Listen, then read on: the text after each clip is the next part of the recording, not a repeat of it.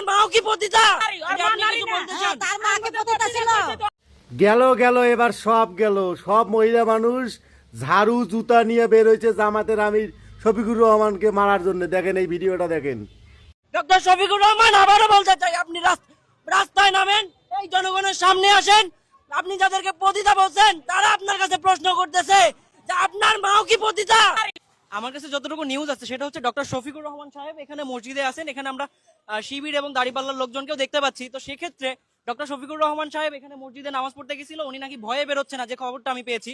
আর এখানে সামনে হচ্ছে দেখা যাচ্ছে যে এই যে কর্মজীবী নারীরা, আমার সাথে আপনারা আসেন, আমি আপনাদেরকে দেখাবো।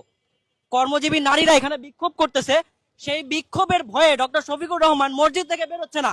কর্মজীবী নারীদেরকে ডক্টর শফিকুর রহমান পতিতা বলছে এবং সেটার উপর ভিত্তি করে এই যে জনগণ এখানে দেখতে পাচ্ছেন যে কর্মজীবী মহিলারা এখানে মিছিল করতেছে রাস্তা ব্লক করে। সেই মাফ করবেন, সেই ভয়ে ডক্টর শফিকুর রহমান মসজিদ থেকে বেরোচ্ছে না। আমার কথা হচ্ছে ডক্টর শফিকুর রহমান যখন নিজ দায়িত্বে কর্মজীবী মহিলাদেরকে পতিতা বলতে পারছে, তার উচিত এখানে জনগণের মাঝে আসা, জনগণের মাঝে এসে খুব সুন্দর মতো তাদের কাছে হয় ক্ষমা চাওয়া, না হলে সে কেন পতিতা বলছে সেটা এখানে জানানো। ডক্টর শফিকুর রহমানের গাড়ি এখানে আপনারা দেখতে পাচ্ছেন, সে মসজিদের মধ্যে ভয়ে বসে আছে, সে ভয়ে বেরোচ্ছে না যে এই কর্মজীবী মহিলারা হয়তো তাকে জুতা পিটা করবে, তাকে ঝাড়ু পিটা করবে।